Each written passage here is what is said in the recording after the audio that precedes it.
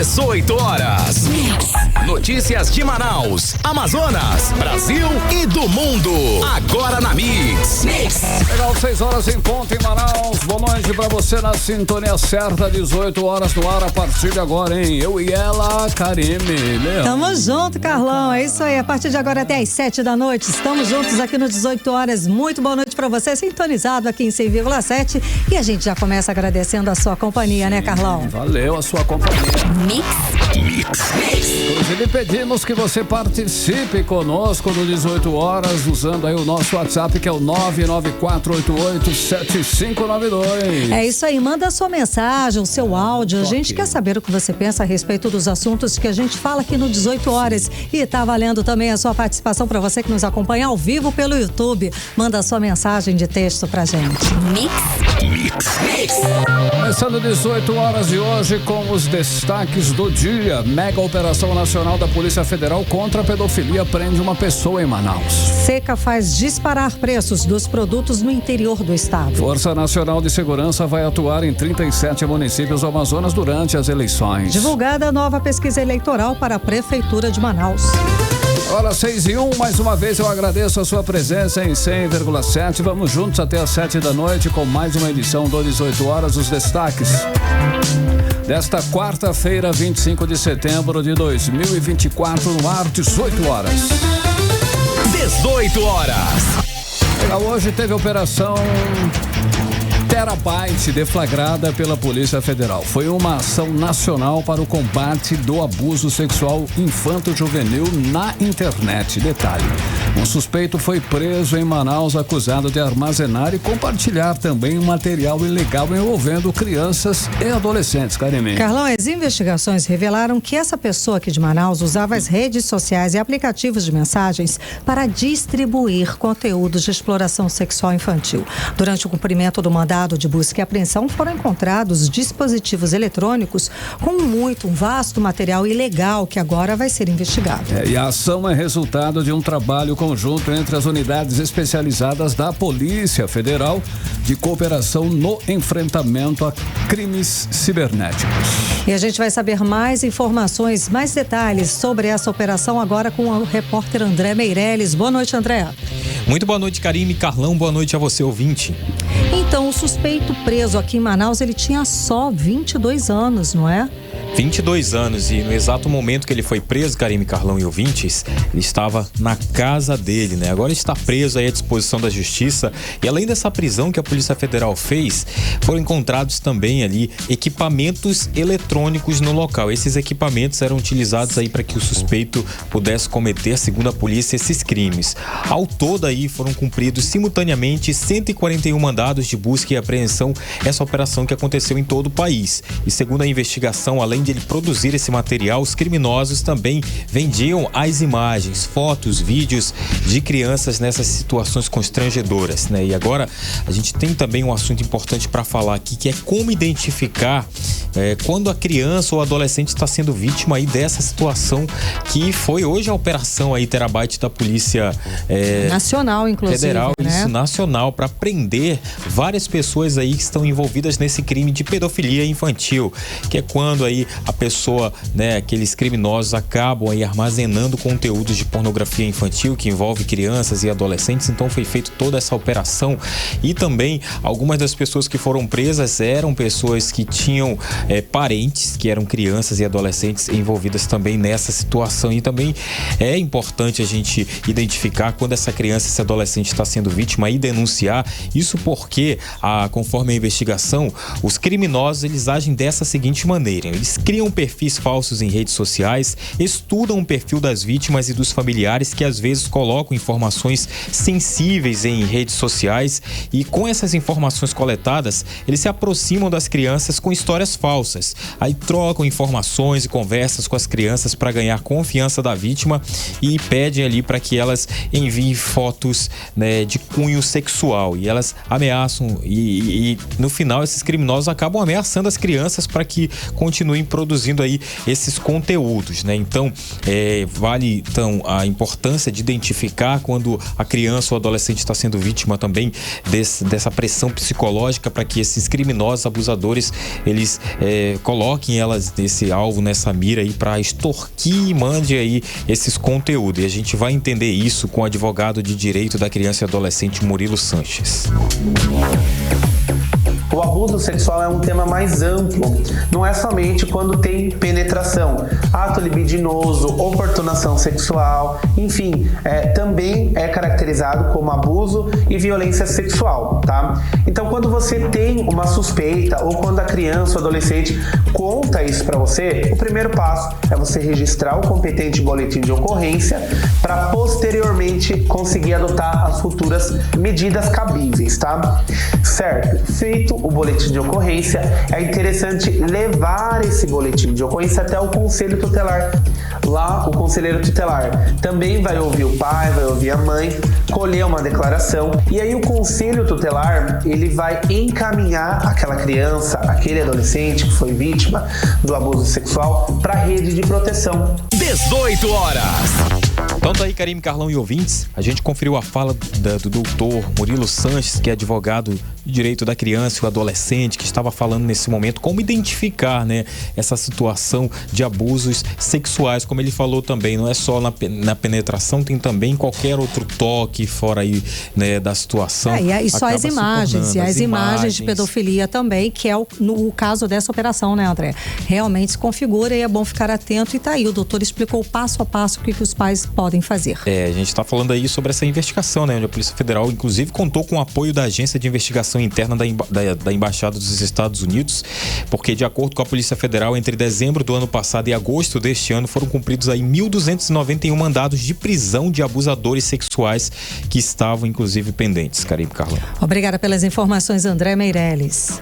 Ok, André, agora 6h07, você no melhor mix do Brasil. 18 horas. Atenção, hein? Uma notícia que mexe diretamente no seu bolso, ouvinte do 18 horas. Como nós já adiantamos, inclusive, aqui, olha só, a Justiça Federal determinou que a ANEEL, a Agência Nacional de Energia Elétrica, aprove imediatamente a transferência do controle da Amazonas Energia para o grupo JF dos irmãos Wesley e Wesley Batista. Mas olha só o detalhe, o grupo está pedindo 16 bilhões para aliviar as tarifas de energia elétrica aqui no Amazonas. Pois é, Carlão, porque esses 16 bilhões é o valor da dívida da Amazonas Energia. E o grupo dos irmãos Batista quer assumir o controle da Amazonas Energia sem essa dívida bilionária. E uma nota técnica da Agência Nacional de Energia Elétrica sugere que esse valor chegue no máximo a 8 bilhões de reais. Ou seja, essa diferença de 16 para 8 bilhões de reais é que está gerando um grande impasse e atrasando a definição do novo gestor da Amazonas Energia. Pois é, Karime Leão, essa diferença significativa, inclusive, nos valores propostos, aí está gerando um debate intenso entre as partes que estão envolvidas aí no processo. De um lado, o grupo JF acredita que 16 bilhões seriam necessários para mitigar, diminuir os altos custos das tarifas aqui no nosso estado. Do outro lado, a ANEEL defende que é preciso sim um montante bem menor de 8 bilhões para cobrir investimentos e despesas no sistema elétrico local. Então, e como a gente adiantou aqui no 18 horas ontem, a área técnica da Agência Nacional de Energia Elétrica recomendou a rejeição do plano apresentado pelo grupo dos irmãos Batistas para assumir a Amazonas Energia. Essa recomendação contrapõe uma decisão judicial que obrigou a Agência Nacional a transferir o controle da Amazonas Energia para o grupo dos irmãos Batistas. Agora, apesar dessa nossa nota técnica, a agência disse que vai cumprir a decisão da Justiça, mas vai recorrer da decisão e, paralelamente, vai seguir com o processo de avaliação da concessão até a semana que vem. A gente tratou desse assunto até com o nosso correspondente em Brasília, o Carlos Eduardo Matos. E, Karime, de acordo com a nota técnica da agência, a proposta não atende às condições estabelecidas pela medida provisória 1232/2024, que visa garantir a recuperação da concessão em até 15 anos, com o menor impacto tarifário possível, é claro, para os consumidores. Os técnicos também questionaram a capacitação do grupo dos irmãos batistas no segmento de distribuição e a falta de um plano eficaz para equilibrar a dívida da distribuidora, o que não está errado, né? É lógico, quer saber, quer assumir uma concessão de até distribuição. É carne que eles exato, de energia elétrica, mas e aí, cadê, né? A questão também, Carlão, é que esse valor aí, 16 ou 8 bilhões de reais, vai ser cobrado na conta de luz de todos os consumidores do país, dividindo em suaves parcelas durante 15 anos. Tá aí esse impasse, essa queda de braços, né? 8 ou 16 bilhões. Os especialistas alertam que a decisão final, claro, pode impactar em muito o bolso da população. E a Justiça, vamos lá, a Justiça, por um lado, busca uma solução para reduzir as tarifas. E a ANAEL, a Agência Nacional que regula o setor, ressalta a importância de garantir a qualidade e a capacidade de manter os serviços prestados. E quem fica aí no meio do campo, né, Carlão? Somos preocupado nós, né, é a gente, né? Com toda essa indefinição. Somos nós, os consumidores, pagamos, né? Que a gente já sofre com uma conta alta e um serviço bem ruim, né? E essa polêmica, Karime, e ouvintes, ainda deve se estender aí por mais algum tempo até que a situação seja resolvida. Enquanto isso, nós, né, amazonenses, nós que estamos aqui do outro lado, né, na ponta, no processo, continuamos pagando caro pela energia elétrica e recebendo aquele serviço que todos nós já conhecemos, né? Um serviço de péssima qualidade. Vamos aguardar então os próximos capítulos e torcer para, né, que tudo dê certo e uma solução que realmente beneficie nós, beneficie a população de um modo geral. 6h11, você no melhor mix do Brasil. 18 horas. Olha lá, e amanhã de hoje foi marcada, Karime e ouvintes, por graves acidentes envolvendo veículos pesados, hein? Carlão, a gente sempre fala que cadê a fiscalização? Tá demais, né, Carlão? E nesse acidente que você falou, um desses hoje de manhã, um motociclista quase morreu carbonizado. E quem tem a atualização sobre esses casos pra gente é a Nathalie Moraes, que conversa ao vivo agora aqui no 18 horas. Boa noite, Nathalie. A gente tem informações sobre o estado de saúde desse motociclista que quase morreu carbonizado? Nathalie, boa noite. Boa noite, Karime. Boa noite, Carlão. Boa noite, ouvintes do programa 18 horas. Então, Karime e Carlão, esse motociclista de 32 anos, ele foi socorrido pelas pessoas que passavam ali pelo local.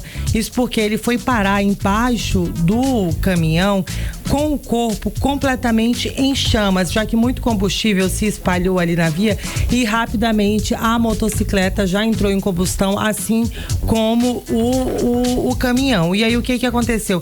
As pessoas que estavam ali conseguiram socorrer aquele homem, rasgaram a farda dele e nessa atitude de coragem, eles acabaram salvando. Porque então, a farda estava pegando fogo, vítima, né? exatamente. O corpo dele, né? A farda toda, o corpo como um todo estava pegando fogo e foi graças à atitude dessas pessoas que ele conseguiu sobreviver. O serviço de atendimento móvel de urgência foi acionado e essa vítima, esse motociclista de 32 anos, ele foi levado para o hospital e pronto-socorro 28 de agosto, na zona centro-sul aqui de Manaus. Mas aí, o que foi que aconteceu? Por que esse homem ficou dessa forma? Esse acidente, ele foi provocado, Karime, Carlão, mais uma vez por imprudência. Tudo isso aconteceu na Avenida 7 de Maio, na zona norte de Manaus, no bairro do Santa Itelvina.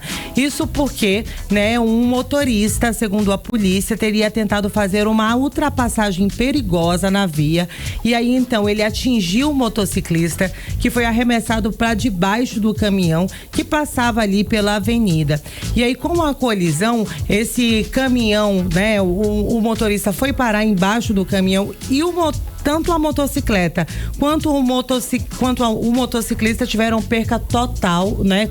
Tanto o caminhão quanto a motocicleta tiveram perca total, já que eles ficaram completamente destruídos ao serem tomados aí pelas chamas. A gente conversou com um representante da fábrica de gelos, né? Porque esse caminhão ele estava a caminho da Manaus Moderna para abastecer a feira. Era um caminhão com carregamento de gelo que estava indo levar então essa carga para aquela região central aqui da nossa capital. A gente conversou com o Anderson Lino, ele que é representante da empresa e trouxe pra gente mais detalhes. O cara do carro vermelho, não sei se é um Gol precisamente, se evadiu pela Mulateiro de forma muito brusca, o motoqueiro bateu na traseira e caiu na frente do caminhão, sendo arrastado pelo caminhão. A moto está lá debaixo do caminhão. Ele pegou fogo, mas a população conseguiu tirar a roupa dele para evitar queimaduras maiores. E a gente está aí para dar o suporte necessário aí, né? O motorista está com medo, lógico, tamanha a gravidade da situação. 18 horas. Gravidade mesmo, Karime e Carlão, né? A gente ouviu aí a fala do representante dessa empresa de gelo, identificado como Ivanildo Souza. Então, Karime, com toda essa situação, o motorista acabou entrando em estado de choque, porque as imagens que circularam... O motorista do caminhão. O motorista do caminhão. Certo. O motociclista, ele foi levado em estado gravíssimo para o Hospital e Pronto-Socorro 28 de agosto. Como a gente ouviu aí na fala do representante da empresa, ele teve o corpo completamente aí tomado pelas chamas. Mas esse não foi o único acidente grave registrado na manhã desta quarta-feira aqui na nossa capital. Um outro acidente, já dessa vez no complexo viário Gilberto Mestrinho, mais conhecido ali como Viaduto do Coroado, como é que a gente costuma chamar aqui na nossa capital, Bola do Coroado, na zona leste de Manaus. Segundo informações da polícia, uma carreta de grande porte ficou com a parte traseira do lado de fora do viaduto depois de parte do freio de ré se desprender do veículo. Gente. Essas imagens realmente são chocantes, Carmen, porque a população ali, ficou, né, o viaduto, em pânico, porque a parte da carreta era uma carreta enorme, uma carreta gigantesca, um veículo realmente muito pesado que ficou completamente atravessado em meio ali ao viaduto. E o trânsito, eu imagino. O trânsito formou um engarrafamento de pelo menos 12 quilômetros. Foi o que a polícia militar passou pra gente. E por pouco, essa carreta não despencou ali do alto do viaduto.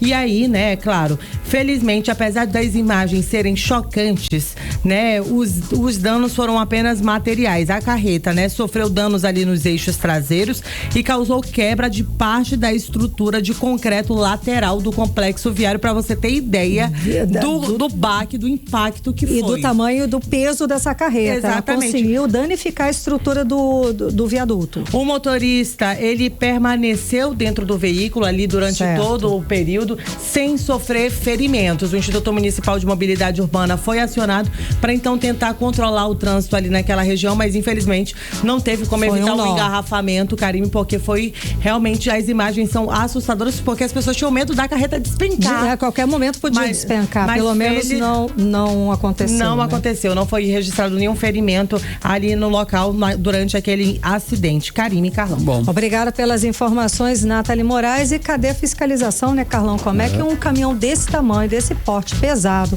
que danificou ali a estrutura do viaduto, perdeu o freio, gente? Não, tem alguma coisa muito errada nessas histórias. Valeu, Nathalie Moraes, pela sua participação. Agora 6h18, você no melhor mix do Brasil. 18 horas. O Tribunal Superior Eleitoral aprovou ontem à noite o envio de forças federais para garantir a segurança durante as eleições no Amazonas e em outros 11 estados, Karime. Carlão, aqui no Amazonas, no total, 37 municípios do estado vão contar com as forças federais, entre elas Manaus, Manacapuru, Parintins e Itacoatiara. A repórter Odineia Araújo traz mais detalhes sobre essa medida que pretende garantir a segurança para os eleitores. Vamos acompanhar. O TSE, Tribunal Superior Eleitoral, aprovou por unanimidade o envio das forças federais para reforçar a segurança nas eleições no Amazonas e em outros 11 estados. No total, foram avaliados 53 pedidos para garantir o envio de soldados das Forças Armadas para municípios dos estados do Amazonas, Acre, Pará, Tocantins, Piauí, Rio de Janeiro, Mato Grosso do Sul, Ceará, Maranhão, Mato Grosso, Paraíba e Rio Grande do Norte. A presidente do TSE, a ministra Carmen Lúcia, destacou que a requisição de forças federais é um procedimento comum que ocorre em todas as eleições. Os governadores comunicam aos tribunais regionais eleitorais que precisam de forças federais para garantir a votação e a apuração com segurança. Para o advogado Manuel Júnior, do Comitê Amazonas de Combate à Corrupção, aqui no estado as eleições municipais são disputadas por duas máquinas fortes, a do governo do estado e da prefeitura de Manaus, e isso gera muitas denúncias. a questão da briga política que está grande, né, entre a máquina municipal, o candidato atual, Davi Almeida, e a máquina estadual hoje, que tem como o Roberto Cidade sendo apoiado pelo Estado, né? Então há uma briga de duas máquinas públicas. O comitê recebe algumas denúncias de irregularidades, como distribuição de brindes, que são investigadas para ver se podem virar denúncias, se há evidências suficientes para apresentar denúncias junto ao Ministério Público.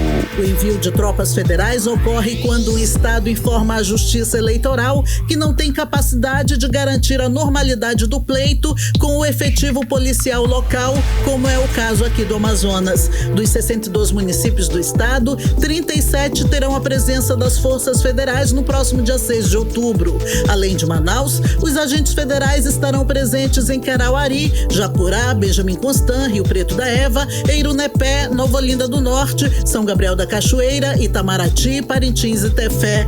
As tropas federais também estarão em Boca do Acre, Manicoré, Maraã, Itacoatiara, Santa Isabel do Rio Negro, São Paulo de Olivença, Lábrea, Borba, Alvarães e Juruá. Os agentes federais estarão cobrindo as eleições também nos municípios de Codajás, Humaitá, Canutama, Tabatinga, Coari, Atalaia do Norte, Iranduba, Altazes, Guajará e Ipixuna. Serão atendidos pelas forças federais ainda Presidente Figueiredo, Fonte Boa, Manacapuru, Novo Aripuanã, Barcelos e Maués. Odneia Araújo para o 18 horas. Você está ouvindo 18 horas. Agora são 6h21 em Manaus e nós vamos fazer, atenção, um alerta importante sobre a saúde pública no Amazonas. Segundo o boletim da Fundação de Vigilância em Saúde, de janeiro até o dia 21 de setembro no Amazonas, já foram registradas 50 mortes por vírus respiratório. É sério, Karine? É muito sério, Carlão. Nesse período foram registrados 3.569 casos notificados de síndrome respiratória aguda grave. E nas últimas 3 semanas, as faixas etárias mais atingidas foram de 1 a 4 anos, com 43,8%, e crianças menores de 1 ano, correspondendo a 31,3% desse público. A recomendação, é claro, é adotar medidas não farmacológicas, como explica o infectologista Marcos Guerra, diretor do Hospital de Medicina Tropical. Pacientes que apresentarem essas dificuldades, em alguns casos vão ter que buscar atendimento. Em algumas situações, utilizar máscaras e no interior das suas casas tentar aumentar o nível de umidade, umidificação, colocando mesmo bacias, baldes ou toalhas com água, toalhas molhadas, penduradas no ambiente onde as pessoas ficam por mais tempo, para que não ocorra todo esse desconforto e não ocorra exatamente a secura dessas mucosas, que podem, por si só, elas mesmas inflamarem e apresentar quadros de irritação. 18 horas. Muito bem, Carimilhão, lembrando aí, né, Carimilhão, que das vacinas, lógico, para prevenir também a recomendação. Além dessas medidas, a gente tem campanhas de vacinação contra gripes comum, contra H1N1, tem que ficar COVID. atento aí quais são as possibilidades que você pode ser vacinado, né? Tem que procurar as informações. Exatamente. As informações são fáceis da gente achar lá no site da Secretaria de Saúde Municipal. Lá tem as salas, as campanhas que eles sempre fazem, principalmente sobre gripes comum, H1N1 e a Covid. Então fazem campanha nos fins de semana, facilitam tudo. Então o Ministério da Saúde, inclusive, recomenda a vacinação contra a Covid para os grupos prioritários, pessoas com 60 anos ou mais, pessoas vivendo em instituições de longa permanência, os trabalhadores também. Aí são as pessoas imunocomprometidas, indígenas, ribeirinhos, quilombolas, gestantes, puérperas, trabalhadores da saúde, pessoas com deficiência permanente, pessoas com comorbidade, pessoas privadas de liberdade a partir de 18 anos, funcionários do sistema de privação de liberdade, adolescentes e jovens cumprindo medidas socioeducativas e pessoas em situação de rua. É o alvo, né, o público-alvo principal do Ministério da Saúde para renovar a vacina contra a Covid. 6h24, você no 18 horas. 18 horas. Isso aí, atenção para essa dica, hein? A Caixa Econômica Federal vai realizar um leilão de imóveis com ofertas no Amazonas. Inclusive tem lances aí a partir de R$35 mil e descontos que chegam até 95% do valor de mercado. É uma boa. É isso aí, Carlão. Segundo a Caixa, em alguns casos, os interessados podem usar até o FGTS, tá? Desde que o lote permita essa opção, conforme descrito nas especificações do edital. O leilão acontece de forma online. As condições de pagamento são facilitadas. É importante, hein, ficar atento aos detalhes, né, de cada propriedade e também as condições do leilão antes de fazer uma oferta. Essa é uma ótima chance, sim, para quem está em busca de um imóvel, seja para morar ou para investir simplesmente. 18 horas. Agora em Manaus, 6h25. Vamos falar sobre os bastidores da política local. Vamos Cíntia lá. Blink Já está aqui com a gente. Cíntia, boa noite, Cíntia. Então, temos nova pesquisa ou novas pesquisas circulando com resultados bem diferentes entre elas. Conta pra gente. Boa noite, Cíntia. Boa noite, Karime. Boa noite, Carlão e todo mundo que tá com a gente na 100.7. Foram 4, tá? Caramba! 4 pesquisas hoje, cada uma com uma personalidade diferente. E eu fiz a pesquisa de quantos ouviu, quem pagou e vamos lá. Nós temos aí na Atlas Intel, falar pela ordem que chegou no meu Instagram, tá? A Atlas Intel, ela diz pra gente que Davi Almeida tá com 29,5%. Acho que o que a gente pode entrar em um consenso em todas elas Davi Almeida está no segundo turno. Isso tá dado pelas pesquisas.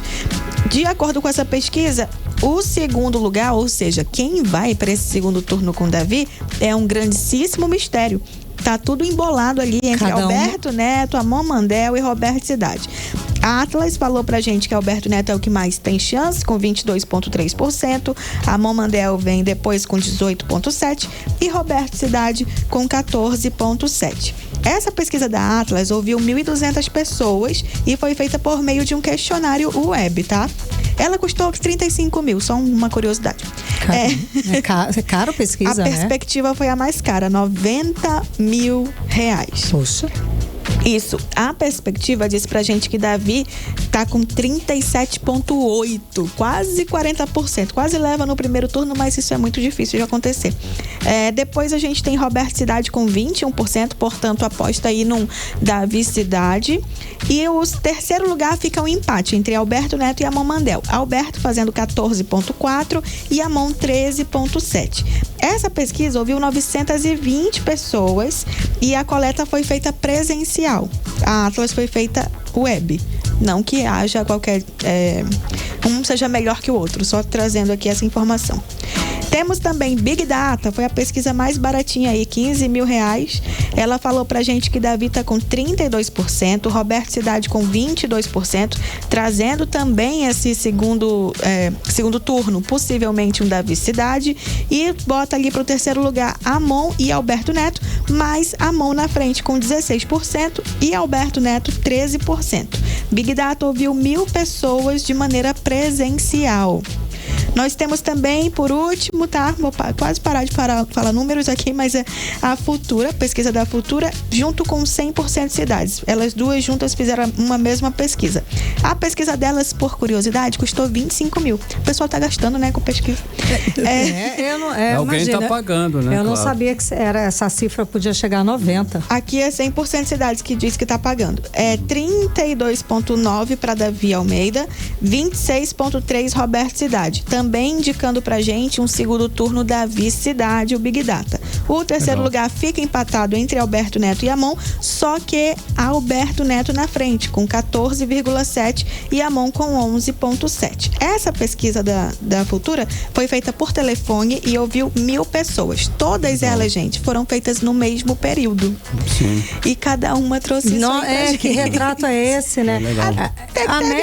A média de ouvintes é de 1.000?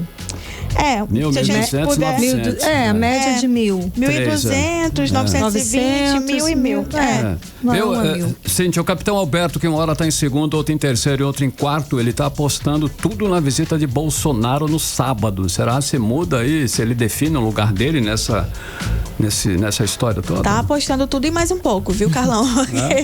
Sábado, né, Bolsonaro vem por aqui, a gente já vê o capitão Alberto Neto desde sempre dizendo o quanto ele é o candidato de Bolsonaro aqui. Bolsonaro já veio a Manaus quando o Alberto Neto fez ali o lançamento da candidatura dele. Então não é novidade que Bolsonaro está com Alberto Neto. Inclusive, fala-se nos bastidores de um rompimento do Bolsonaro com o time Cidade e Menezes. Principalmente por conta do Menezes, não exatamente por causa do Cidade, mas o Cidade acaba indo no bolo ali, né? Já que houve um desentendimento, aparentemente. Então, teremos Bolsonaro em Manaus sábado. Alberto Neto coloca todas as suas fichas nessa visita. É um momento realmente decisivo. Quanto mais perto a gente fica do dia 6, que é o dia de chegar nas urnas, mais perto a gente fica de saber a decisão. E o eleitor está nesse momento aí de decidir realmente para onde que ele vai. Então, Alberto Neto entende que a maior força dele está em ser o candidato do Bolsonaro. Por isso a visita de Bolsonaro aqui é tão valorizada por ele, né? Tudo está sendo voltado para esse grande momento do dia, digamos assim. E Alberto Neto incomoda sim, viu? Ele está preocupando todo mundo.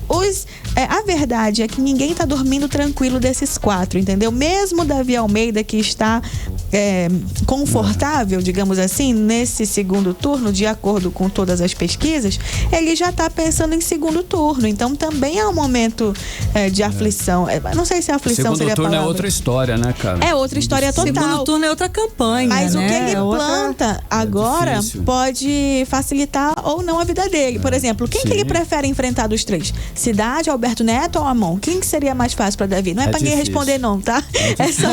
É só pra gente pensar sobre isso, porque é difícil. Mas essa é uma pergunta que passa pela cabeça de Davi Almeida e do time dele. Então, como ele se posiciona no primeiro turno, informa pra gente quem ele quer encarar nesse segundo turno. Aparentemente... O Cidade é que não é, eu sei. É porque o que acontece? Briga de 2 máquinas ali, né? Exatamente. A CPI mostra essa força de uma das máquinas, que é uma das que Cidade tem. Então, Bolsonaro em Manaus fortalece. Pode mudar esse jogo aí. Fortalece o capitão. A grande aposta dele é que vai ser uma virada de votos e que ele vai se posicionar no segundo turno depois dessa vinda. Se isso vai rolar, não sei. A gente só vai saber mesmo no dia da eleição, né, Blink? Porque mesmo depois que ele vier no sábado, Bolsonaro, a gente não vai saber imediatamente depois, porque as pesquisas vão estar rolando antes e depois disso, né? Então, vai ser difícil. Agora, gente, eu acho que vai ser no detalhe. Esse é um momento... Entendi. Será que seria no corpo a corpo, naquela conversar ali com o eleitor, visitar as comunidades? A diferença, de repente, vai estar aí, Blink? Ou isso, ou falar alguma grande besteira numa entrevista, num debate. Será que aí chama atenção, vira meme?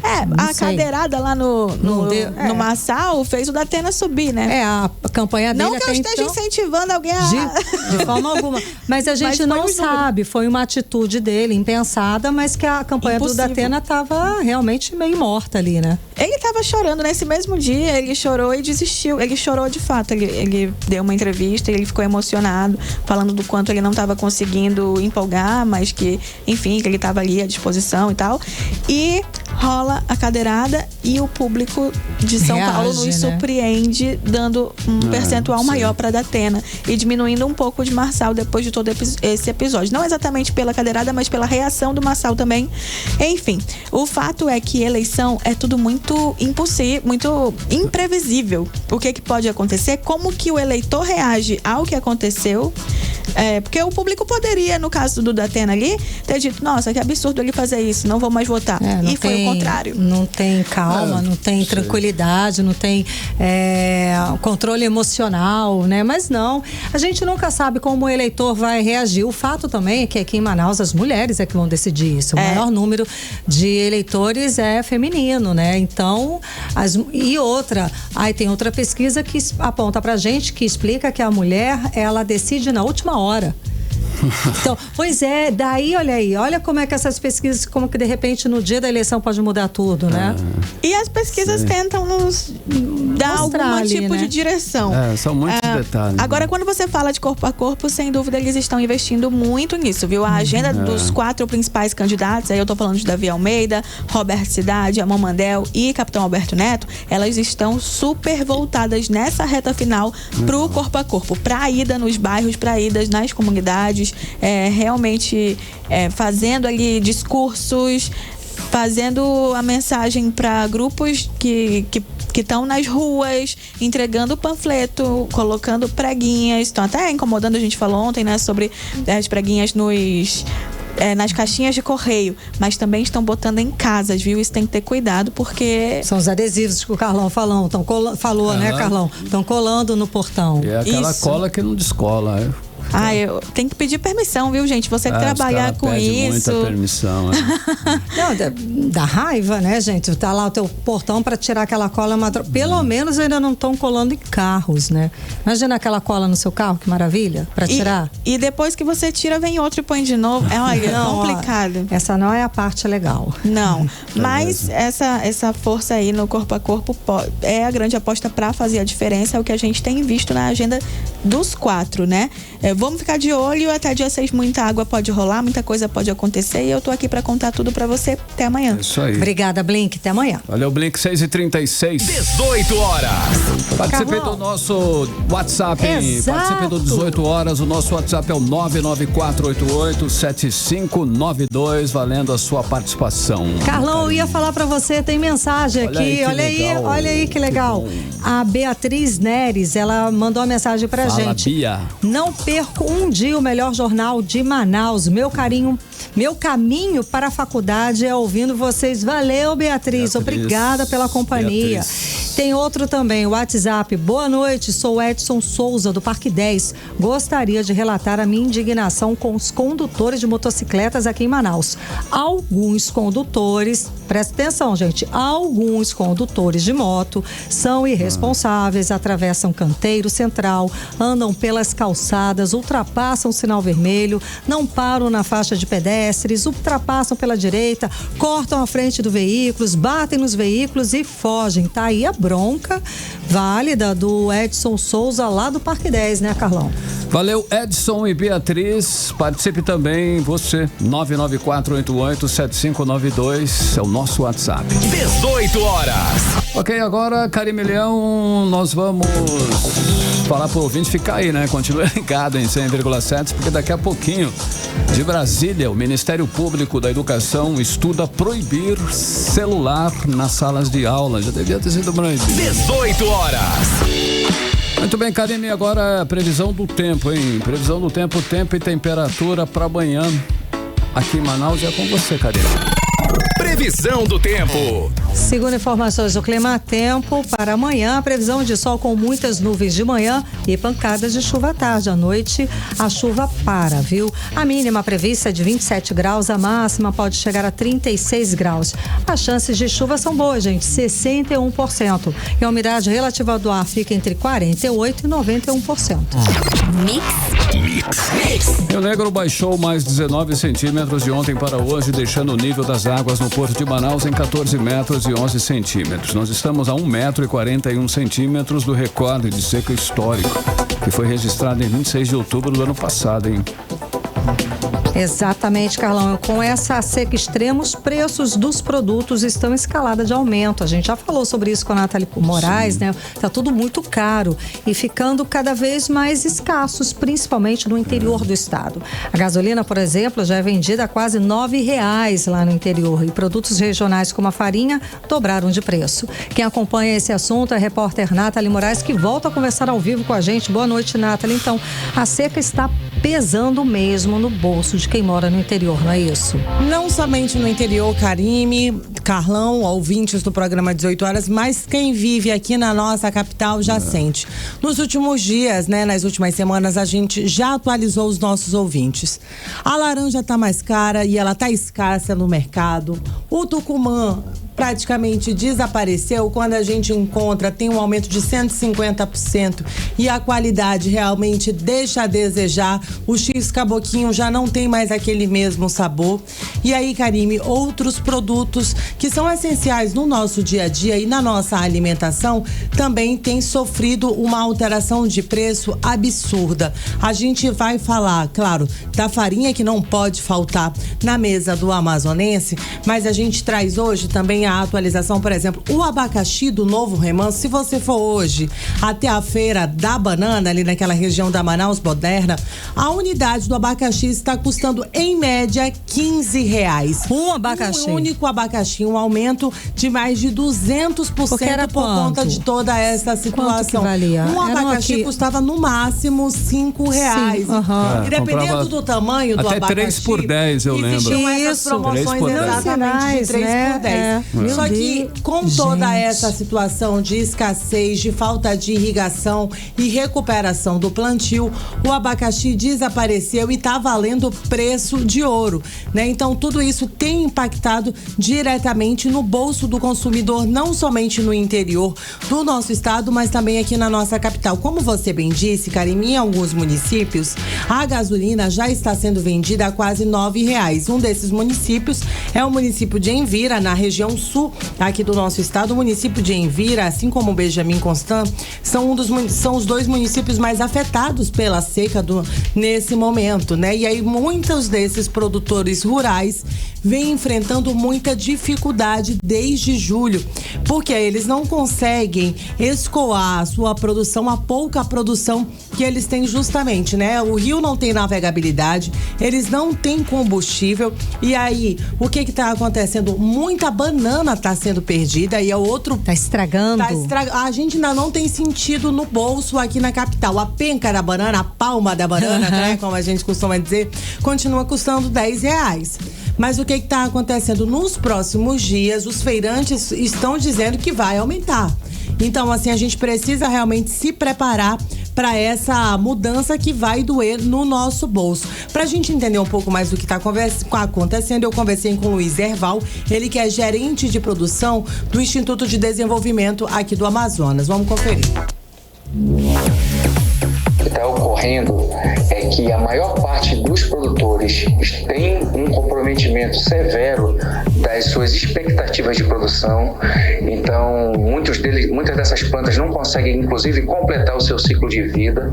Isso está fazendo com que o produtor diminua bastante a sua renda e que os produtos que estão chegando ao mercado, devido à escassez, né, de produção em geral, estão chegando mais caro para os consumidores finais. Teremos prejuízo aí na casa de vários milhões de reais em relação a todo esse prejuízo que está sendo causado essa elevada estiagem que nós estamos passando, né?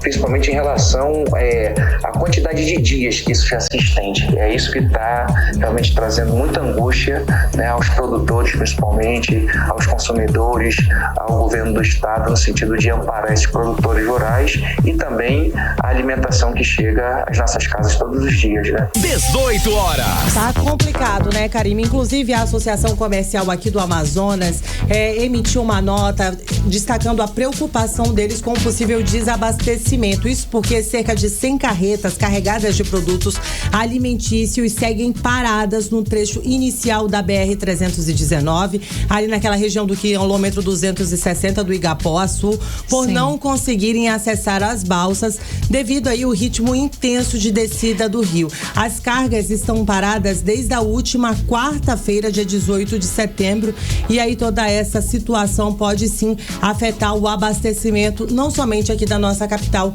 mas também do interior aqui do Amazonas. Karime, Carlão, boa noite. Obrigada pelas informações, Nathalie Moraes, boa noite. Boa noite, Nathalie, 6h43 agora. 18 horas. Olha só, hoje a polícia prendeu uma quadrilha que assaltou na terça-feira um transporte da rota do Distrito Industrial e também um ônibus escolar, Karine. Carlão, eles metralharam o veículo da rota e atingiram o motorista. motorista que segue internado. A ação da polícia foi rápida, mas a sensação de insegurança continua. Imagina, metralhar um ônibus, gente. O repórter André Meirelles tem mais informações a respeito desse caso. Ele volta a conversar aqui com a gente. Boa noite, André. Então, a polícia apreendeu nessa operação, né, nessa ação, mais de 100 aparelhos de celulares com essa quadrilha, André. Boa noite, explica pra gente. Boa noite mais uma vez, e juntamente aí com esses cerca de 100 aparelhos celulares, 4 pessoas e também a apreensão de um adolescente de 16 anos por envolvimento nesses roubos, além, né, desse rotas de Manaus, também transporte público, né, que são os ônibus. Segundo a Polícia Militar, essas diligências iniciaram quando uma denúncia sobre um dos suspeitos, né, o Yuri Queiroz de Oliveira, de 24 anos, ter sido visto em um ônibus, e aí aconteceu a prisão dele, que foi efetuada no dia 19 de setembro. Yuri, então, ele é suspeito aí de pelo menos 12 assaltos a ônibus e coletivos também, que aconteceu entre os dias 1º de setembro e 16 de setembro. Então houve toda uma investigação da polícia para chegar através dessa operação e prender esse grupo criminoso aí, né? E com esses presos que atacaram uma rota do Distrito Industrial e um ônibus escolar e também um ônibus do transporte público, foram recuperados cerca de 100 aparelhos celulares dos roubos que eles cometiam, como explica agora pra gente o capitão da Polícia Militar, Tiago Dantas. Foi uma operação exitosa entre a Polícia Civil, né? Operação conjunta Polícia Civil, Polícia Militar do Amazonas, e a gente conseguiu prender toda a quadrilha, né? O grupo criminoso aí que aterrorizou um assalto às 6 horas da manhã, né? Que passou em várias redes sociais aí, o vídeo, né? Tinham metralhado aí uma das rotas, e a gente conseguiu prender todos os criminosos, tirar os armamentos em sua posse, né? Utilizado no assalto, inclusive, e mais de 100 celulares apreendidos, ok? Recuperados, e o receptador também preso também, aquele que compra o celular roubado, entendeu? Que o trabalhador passa o mês ali, né? Pra ter a sua compra ali desse aparelho, e ele vai lá e assalta, né? E o receptador vai lá e compra esse celular roubado. 18 horas.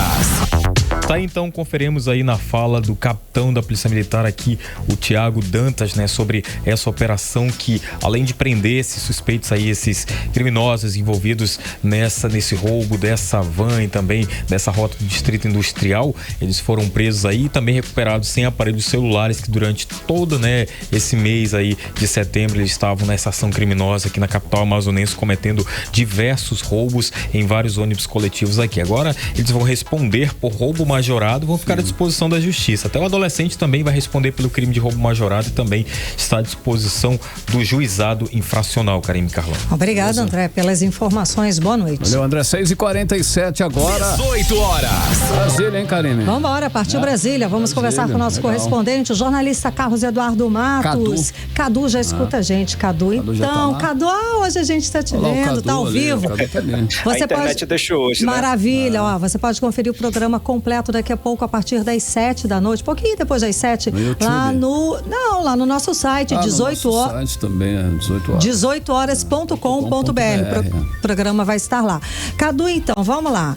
A gente segue com um assunto que está em pauta em Brasília, que são as apostas online. Agora, quem entrou na briga foi a Confederação Nacional do Comércio. Eles pediram a anulação da lei das apostas esportivas online, que já foi aprovada pelo Congresso no ano passado. Cadu, eles alegam que é inconstitucional. É isso, Cadu? É isso mesmo, Karime. Boa noite para você, minha querida. Boa noite, Carlão. Boa noite, ouvintes do 18 horas. Karime, a Confederação Nacional do Comércio apresentou no Supremo Tribunal Federal uma ADIM, que é uma ação direta de inconstitucionalidade, com efeito cautelar, ou seja, efeito imediato, para invalidar a lei das bets, que, como você disse, foi aprovado pelo Congresso no fim do ano passado e sancionado pelo presidente Lula no início desse ano.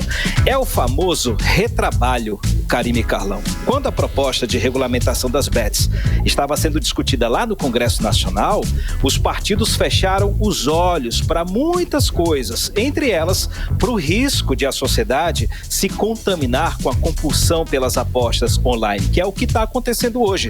Esse mercado é muito novo no Brasil, Karime, surgiu em 2018. A sociedade não tem maturidade ainda para lidar com esse tipo de aplicativo. A gente já falou, a aposta está na palma da mão, está no celular na tela do seu celular e fácil de pagar, tá pelo Pix, pelo cartão de crédito, não temos maturidade para isso. Eu conversando com as pessoas lá mesmo na Câmara, conversando com o zelador, conversando com o porteiro aqui ali, olha, o meu filho tá viciado nesse negócio, a minha filha tá viciada nisso aqui, tá um caos lá em casa porque a gente tá perdendo dinheiro e não sabe mais o que fazer. Estão vendo, tá atacando principalmente os mais pobres. E de acordo com o levantamento que foi feito pelo Banco Central, a gente já falou desse levantamento aqui, por mês, Karime e Carlão, as bets faturaram entre 18 e 21 bilhões de reais. É muito dinheiro, vindo, como eu falei, principalmente das pessoas mais pobres, incluindo os beneficiários do Bolsa Família. Esse volume aí, sendo destinado para as bets, acendeu o alerta vermelho do comércio. A CNC, que é a Confederação Nacional do Comércio, ela diz que o impacto econômico das bets sobre o comércio é muito forte. A estimativa é de uma redução de 11% na atividade varejista. Isso significa uma perda de faturamento, Karime e Carlão, na ordem de 117 bilhões de reais por ano. É muita grana, é muito emprego perdido no comércio.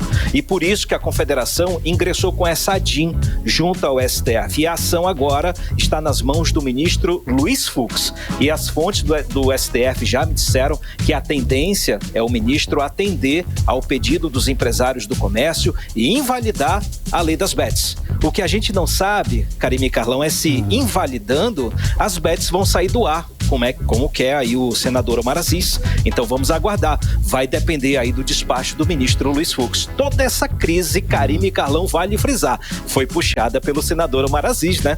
Que pelos movimentos de hoje, ele já não tá mais sozinho, solitário, como a gente vinha falando. Agora ele tem o apoio do comércio. Inclusive na Câmara dos Deputados, já tem parlamentar coletando assinaturas para pedir CPI. Na verdade, tem 2 deputados pedindo CPI, coletando assinaturas. Só que CPI tentando atribuir ao governo Lula a culpa pela crise das bets. E tem um deputado federal do Paraná que apresentou um projeto de lei que prevê cortar os benefícios sociais, no caso Bolsa Família, Seguro Defeso, Auxílio Gás, o BPC, de quem está gastando dinheiro com bets. Então tudo isso, Karime e Carlão, é retrabalho. Porque cá para nós, a culpa é do Congresso e também do governo. Do Congresso, que aprovou uma lei capenga, e do governo, que só se preocupou e continua se preocupando com a arrecadação. Exato, Natasha, sem dúvida alguma, Cadu. E ele levantou, né, o sinal de alerta e aí apareceu, porque é um efeito devastador mesmo, né? Agora que você parando para pensar, pouco a pouco, né? Você parando para pensar, por exemplo, o comércio vai ser afetado e muito é engraçado isso, né? Agora a gente tá percebendo a dimensão.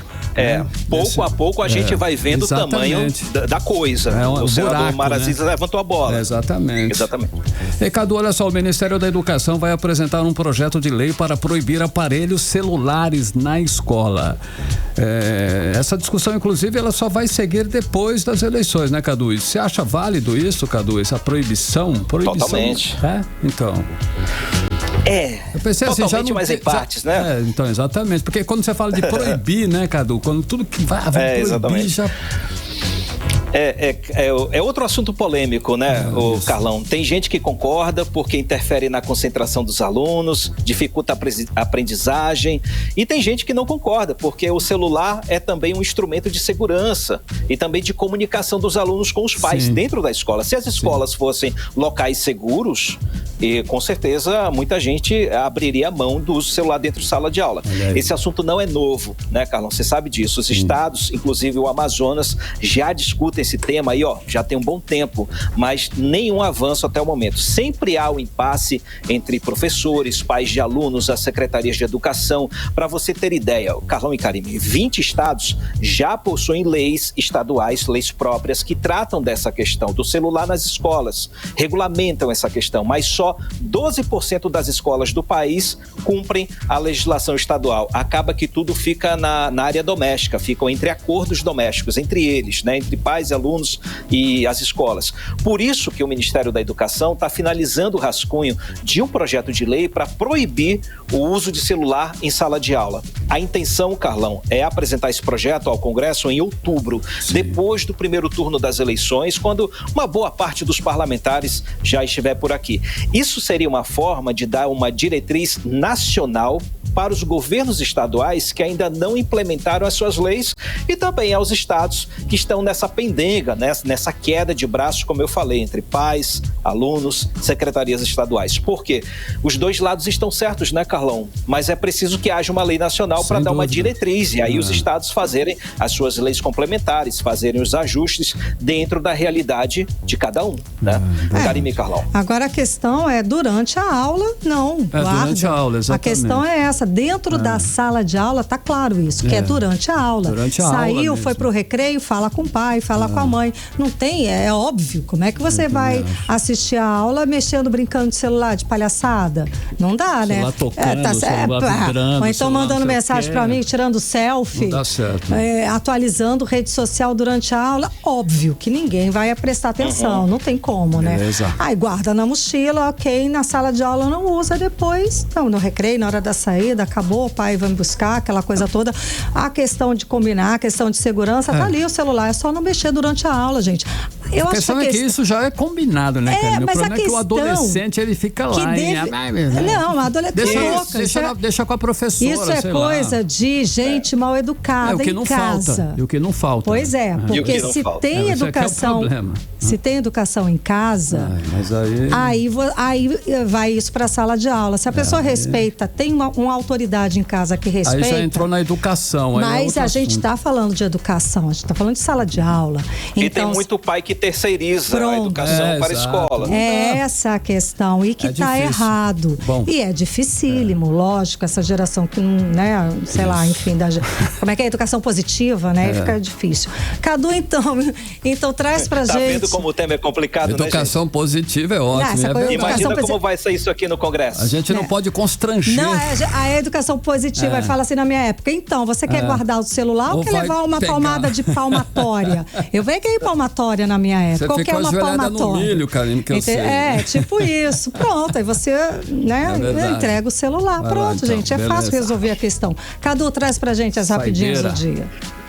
Bora de rapidinha, Karime e Carlão. Eu destaco a COIAB, que é a Coordenação das Organizações Indígenas da Amazônia Brasileira, que fez críticas ao presidente Lula pelo discurso dele de ontem, na Assembleia Geral da ONU. A gente falou sobre isso, um discurso morno, evasivo, né? Aí chegou a fatura.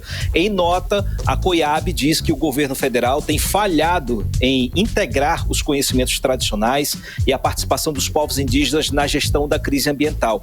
E diz ainda a COIAB que o governo não tem dado o apoio necessário para os desafios específicos que têm sido enfrentados pela população indígena, citando, por exemplo, que 149 terras indígenas na Amazônia estão enfrentando a crise da seca e que dessas 149, 42 estão enfrentando uma seca extrema, com vários casos de desnutrição e também de pessoas situação de doenças provocadas pela questão da seca, do uso da água imprópria para o consumo, enfim. Então a crítica chegou.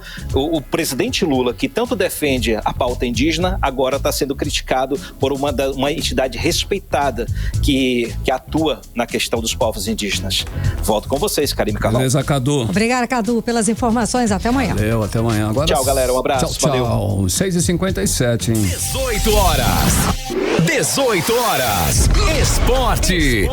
Pessoal, hoje tem mais uma rodada decisiva da Libertadores. O Atlético Mineiro vai encarar o Fluminense no Mineirão e está em uma situação complicada. O Atlético Galo só avança para a próxima fase se vencer por mais de um gol de diferença. O goleiro Everson revelou que a estratégia é pressionar o time carioca desde o início para buscar essa vitória que é necessária, Karime. Carlão, já o São Paulo enfrenta o Botafogo com a vantagem de ter um empate, né? De ter empatado o primeiro jogo fora de casa. O São Paulo nunca foi eliminado, gente, da Libertadores, depois de empatar a primeira partida fora. Ou seja, uma tradição, e essa tradição dá confiança para o time de Dorival Júnior. Olha só, amanhã o Flamengo enfrenta o Peñarol tentando superar o resultado da partida do Maracanã, que perdeu por 1-0. E vai ser aí pedreira com certeza para o Flamengo, porque ele precisa precisa vencer por 2 gols ou 1 gol de diferença para levar a decisão para os pênaltis. Então tá coisa feia, tá feia pro seu Mengão, né? Tá, a situação tá feia. Ele tá precisando de... Essa matemática aqui tá difícil. Agora tem uma atualização aqui, ó. Mano. O Atlético está empatando com o Botafogo. Sim, que legal. Tá empatado, gente, 0-0. O Galo. Ninguém fez gol ainda. 0-0. E ele tá numa situação difícil. Também. Mano, ele tem que ganhar. 6h59. Economia. Olha só, vamos aos indicadores econômicos de hoje. O dólar fecha em alta de 0,23% e segue cotado aos R$ 5,47. O euro fechou em queda de 0,23%, cotado aos R$ 6,00. E o Bitcoin registrou alta de 0,16%, cotado a R$ 351.621. E o Bovespa fechou em queda de 0,43% aos 131.586 pontos. E os correntistas têm até o dia 16 de outubro para resgatar dinheiro esquecido em agências financeiras. Depois dessa data, o valor vai ser incorporado ao Tesouro Nacional. 18 horas. 6h59, vamos conferir outros destaques do dia no Amazonas, no Brasil e no mundo. 18 horas. Na ONU, Zelensky critica a proposta do Brasil e China para a guerra da Ucrânia. Militar da FAB é preso em operação contra a pedofilia. Flórida se prepara para a chegada de furacão categoria 3. Israel estuda invadir Líbano, depois atacar por 5 dias com um bombardeio de caças o território libanês. 7 em ponto. Seguimos. 7 em ponto. Seguimos direto para o editorial 18 horas. Editorial 18 horas. A Operação Terabyte da Polícia Federal revela uma dura realidade que não podemos ignorar: o crescimento de crimes de abuso sexual infantil, especialmente por meio da internet. A prisão de um suspeito aqui no Amazonas reforça a urgência de combater essas redes que se escondem nas sombras da tecnologia, colocando em risco a segurança das nossas crianças e adolescentes. Essa operação é apenas um passo, mas é um passo crucial para desmantelar essas práticas criminosas. Nós precisamos entender que esse tipo de crime exige uma vigilância constante da sociedade, do poder público e também das famílias. A internet, que nos conecta e nos informa, também é usada por criminosos para espalhar violência e exploração. Por isso, é essencial que as autoridades continuem intensificando essas ações, como a Polícia Federal fez nesta operação, e que todos nós estejamos atentos para identificar e denunciar qualquer sinal de abuso. A proteção da infância é uma responsabilidade de todos, e se as nossas crianças não estiverem seguras, o futuro da nossa sociedade estará sim em risco. 18 horas. 7h01, Karime, boa noite. Boa noite, um beijo, até amanhã. Você ouviu 18 horas. As notícias do Brasil e do mundo. De volta amanhã.